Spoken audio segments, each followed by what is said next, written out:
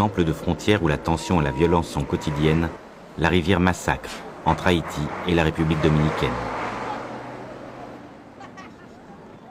Autrefois possession française riche et prospère, Haïti, peuplé par les descendants des esclaves venus d'Afrique, est aujourd'hui l'un des pays les plus pauvres de la planète.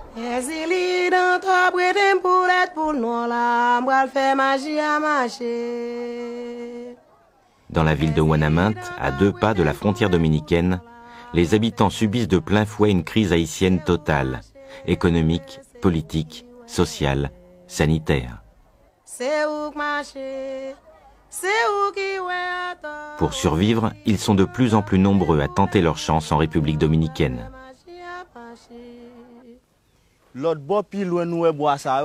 Plus loin là-bas, c'est la rivière Massacre. Donc quand je vais travailler là-bas, je suis obligé de traverser la frontière. C'est là-bas qu'il y a tous les dangers. Moi-même, on m'a renvoyé 2 fois en Haïti. J'ai donc fait 2 voyages pour rien. Ça m'a rapporté que du vide, des coups de bâton et la faim.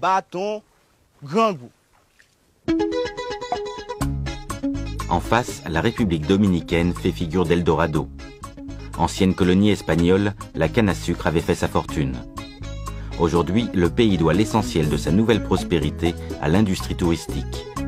Le chômage baisse, l'espérance de vie augmente et les inégalités avec Haïti se creusent.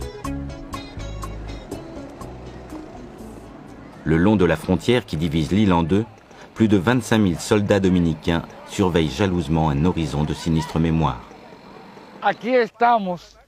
Ici, nous sommes sur les rives de la rivière Massacre. La frontière dominicano-haïtienne, depuis l'époque coloniale, a toujours été problématique quant à la définition de cette frontière. Cette frontière est l'héritage des luttes entre Français et Espagnols qui se sont disputés l'île pendant plus de 200 ans.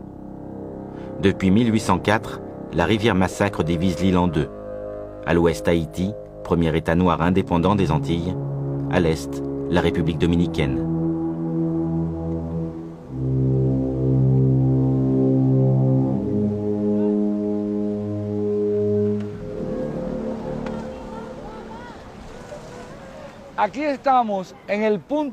Ici, nous sommes au point le plus sensible des relations dominicano-haïtiennes à la frontière nord-ouest. À l'est, nous avons Dajabón en République dominicaine, avec 65 000 habitants. À l'ouest, Ouanaminthe en Haïti, à 10 minutes à pied, avec 89 000 habitants. Tous ces gens sont en relation entre eux.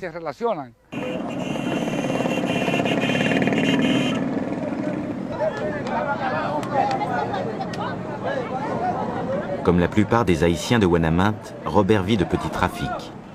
2 fois par semaine, il achète des chaussures de contrebande à la capitale pour les revendre au marché de Dajabón en République dominicaine. Oui, avant d'être dans ce business, j'étais cultivateur. Mais aujourd'hui, ça ne rapporte plus rien. Parfois, pendant des mois, la pluie ne tombe pas. Parfois aussi, tu cultives et le soleil est si fort qu'il brûle tes plantations. C'est pour ça que j'ai fait ce business de chaussures. Avant de se rendre au marché dominicain de Dajabón, Robert et sa femme Marlène passent en revue leurs derniers achats.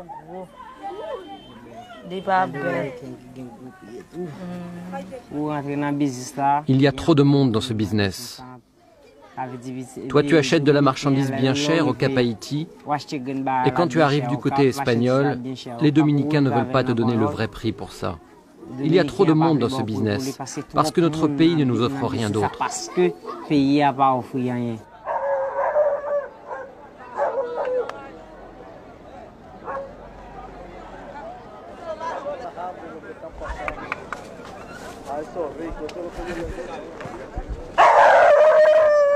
Le jour du marché, les habitants de toute la région de Ouanaminthe se rendent en masse à la frontière.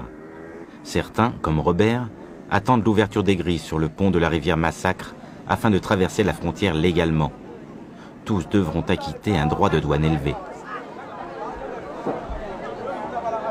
Mais pour être sûr de trouver un bon emplacement en ville, Marlène, la femme de Robert, comme la plupart des Haïtiens, préfère passer la rivière sous le pont, en toute illégalité. Loin de les repousser, les autorités militaires dominicaines ont institué une autre forme de prélèvement tout à fait arbitraire et informelle, le racket.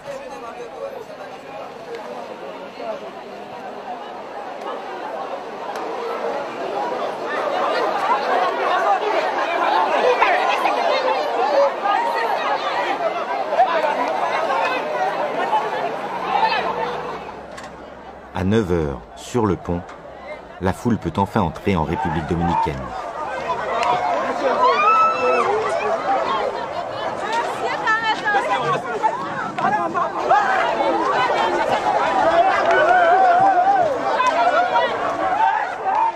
Quand ils arrivent en ville, ceux qui sont passés illégalement par la rivière sont confrontés au contrôle d'autres militaires et à d'autres humiliations. Parfois, on va jusqu'à leur confisquer toutes leurs marchandises.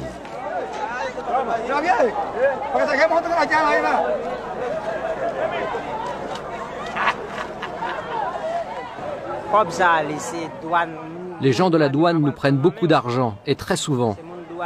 Quand ils t'attrapent, ils t'emmènent dans un coin et là, c'est beaucoup de malheur. Les gardes te donnent des coups. Parfois, quand tu passes la rivière, même après avoir payé, ils te donnent quand même des coups. C'est l'injustice que nous subissons ici.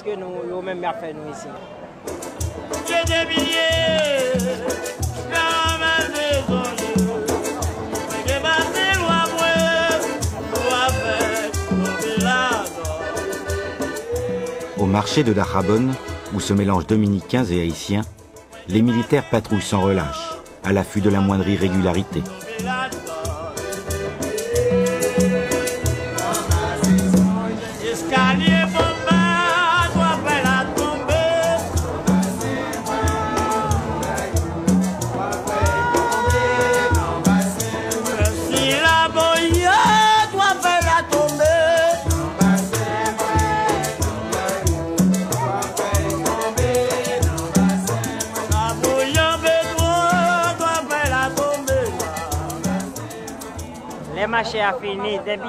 Quand le marché se termine vers 2 h, si tu n'as pas ramassé tes affaires, ils prennent des gros bâtons et ils te frappent pour que tu rentres en Haïti.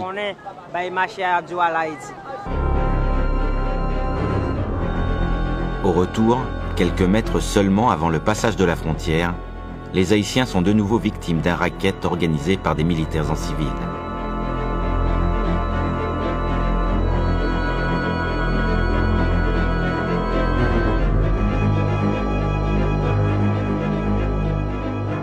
Les violences envers les Haïtiens ont une histoire ancienne.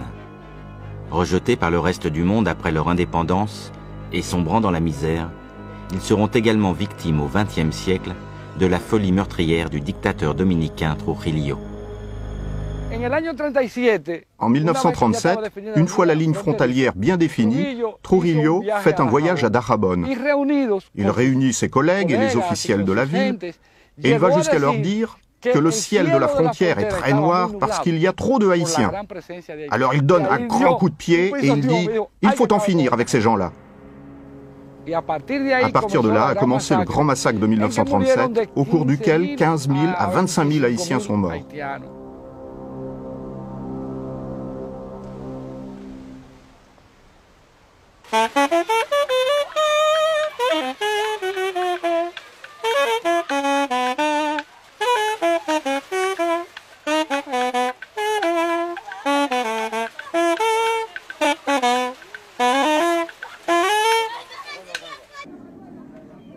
Seska est cordonnier et professeur de saxophone en Haïti. À l'époque des massacres, tout jeune enfant, il vivait déjà à Ouanaminthe. Avec son ami Solon, ils évoquent encore parfois cette période tragique de leur histoire.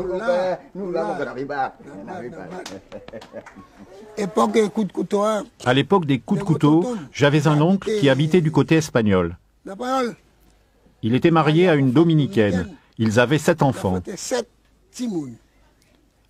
Au moment des massacres, le propre frère de sa femme l'a assassiné.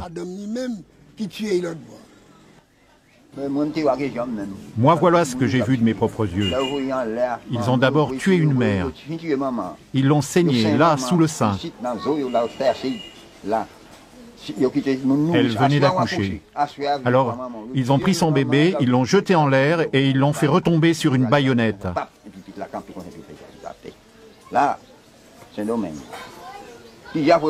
Après avoir vu ça, je ne suis plus jamais allé à Saint-Domingue. Il pourrait se passer n'importe quoi, je n'irai plus jamais là-bas. Moi non plus, je n'y suis jamais retourné. Aujourd'hui, je n'ai plus de problème avec les Dominicains. Il y en a même qui me donnent du travail. Parfois, ils sont tellement contents qu'ils m'invitent à aller de l'autre côté. Mais je dis que je ne peux pas, que je n'ai pas le temps.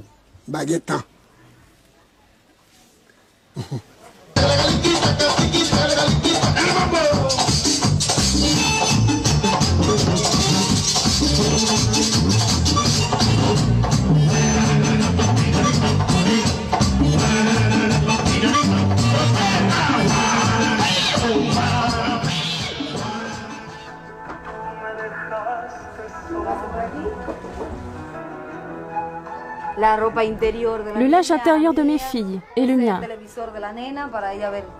Ça, c'est leur télévision. Je dors et je me repose ici quand je suis fatiguée. Et voici ma maison, qui est le fruit de mon commerce. Altagracia est dominicaine.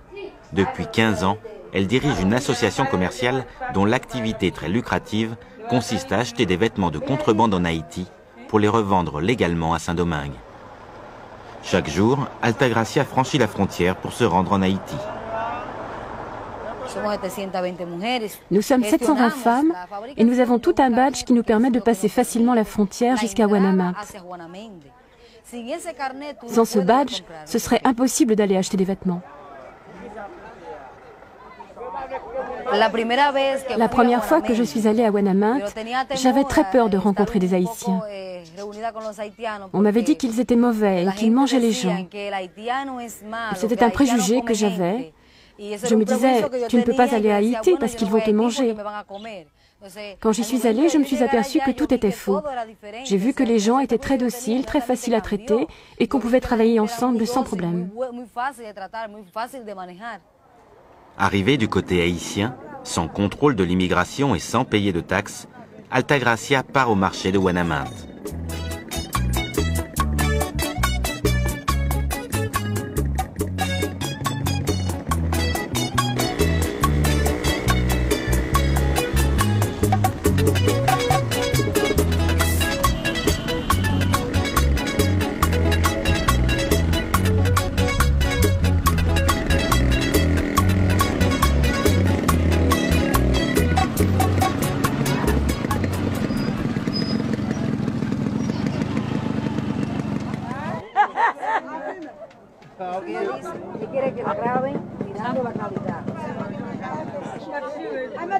Pendant longtemps, le commerce de vêtements, comme la plupart des échanges frontaliers entre Haïti et la République dominicaine, se faisait en contrebande. Les efforts d'Altagracia ont permis de légaliser ce commerce qui est devenu l'un des plus dynamiques et des plus rentables de Guanamante.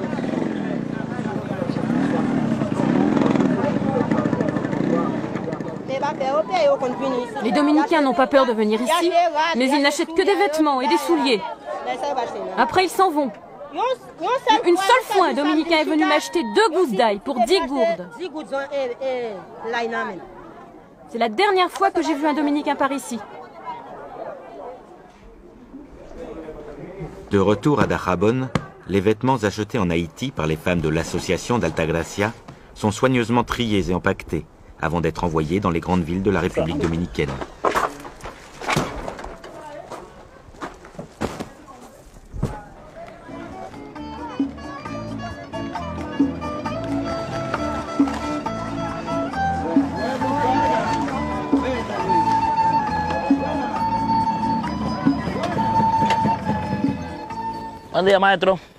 Juan est un mécanicien dominicain.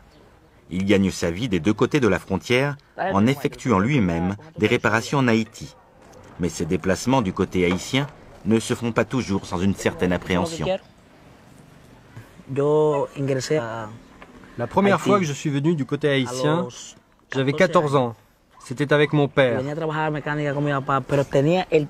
J'avais peur et il y a toujours beaucoup de Dominicains qui ont peur de venir en Haïti.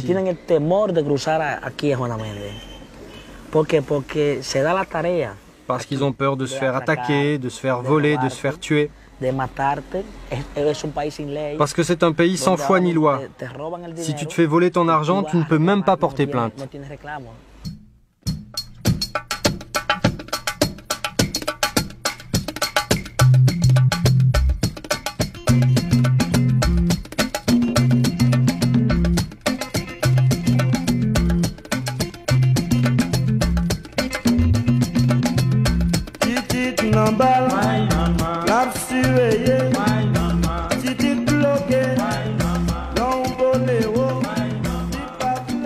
Deux fois par semaine, Juan se rend en Haïti.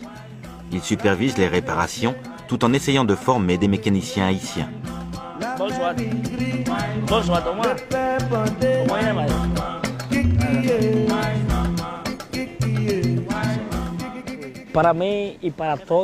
Pour moi et pour tous les habitants de Dajabón, quand la frontière est fermée, on se prive de beaucoup d'opportunités de commercialisation, de ressources, de futur. Quand la frontière est ouverte, ce sont deux nations sœurs, deux provinces sœurs, qui ont chacune besoin l'une de l'autre pour vivre.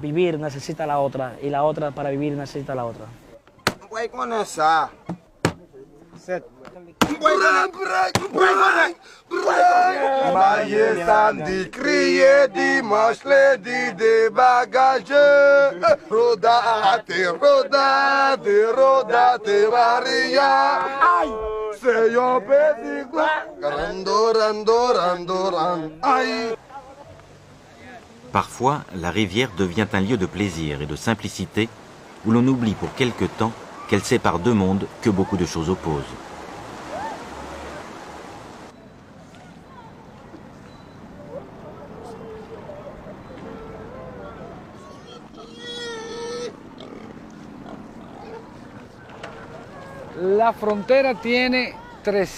La frontière a 320 km de long. Il y a trois signes qui indiquent la frontière. Les bornes, les arbres et les barbelés.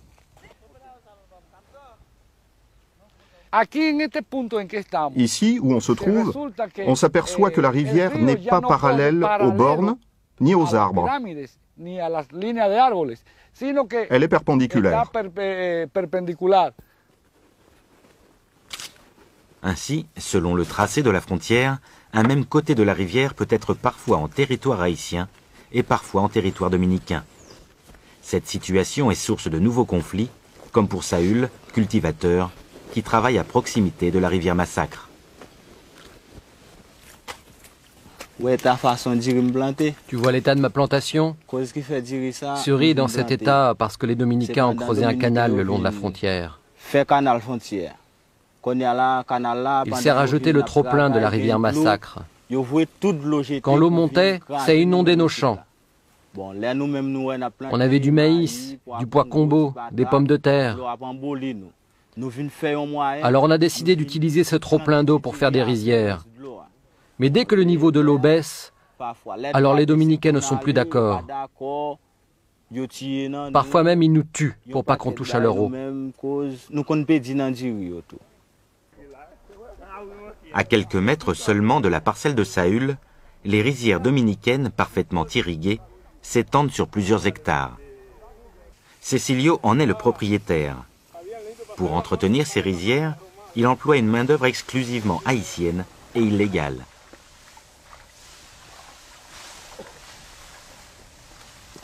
Antoine est mon travailleur haïtien préféré ici. Il est mon homme de confiance. Ici, il n'y a pas de problème avec les Haïtiens. Ils sont nos amis. On est ici sur la même frontière, à côté du canal. Ils travaillent le matin du côté de la République dominicaine et de l'autre côté, c'est là où ils font la cuisine. Et quand il est l'heure de retourner au champ, ils reviennent travailler ici. C'est un travail dur et peu payé. C'est pour ça que les Dominicains refusent de le faire. C'est pas assez rémunéré. Les Haïtiens acceptent ce travail pour moins cher parce qu'ils n'ont rien d'autre à faire.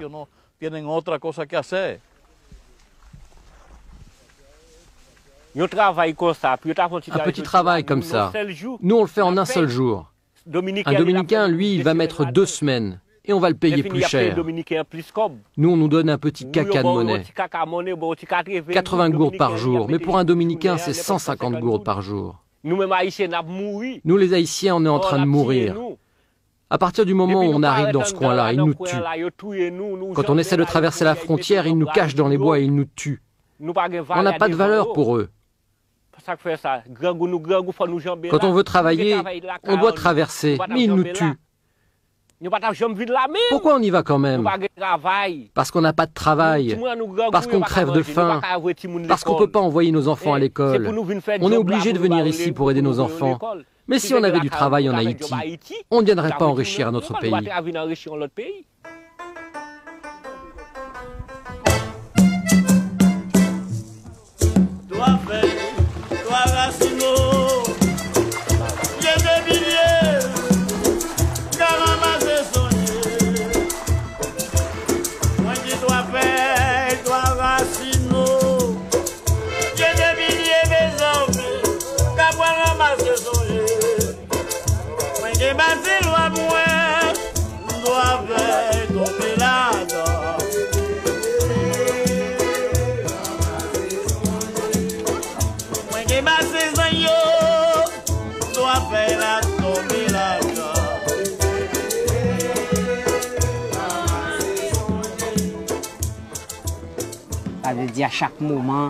À chaque fois qu'il y a un nouveau gouvernement dans notre pays, il dit qu'il va faire des choses. Il fait des promesses. Et 5 ans plus tard, rien n'est fait, rien ne change. Mais on ne peut pas rester assis et ne rien faire. Au final, quand tu fais tous tes calculs, tu t'aperçois que tu survis. C'est tout.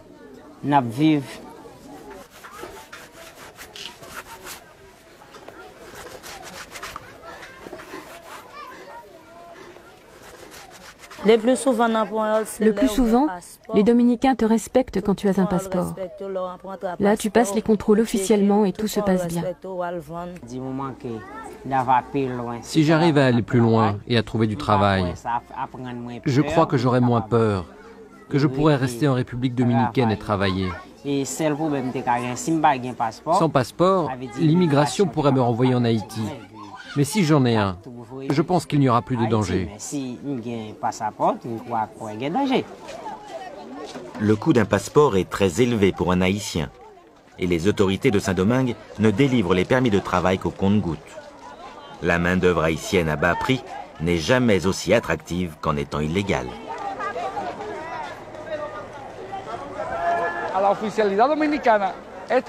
L'illégalité bénéficie aux autorités dominicaines car elle leur permet aussi d'organiser des expulsions massives et arbitraires à n'importe quel moment.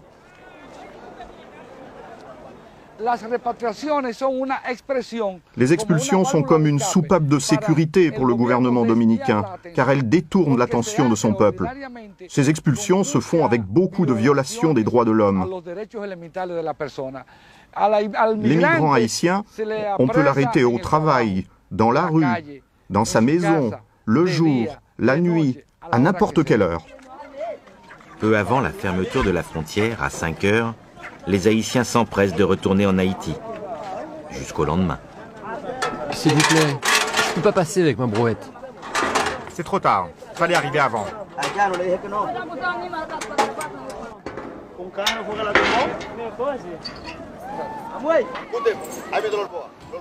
Passez par la rivière, allez, faites vite, faites vite.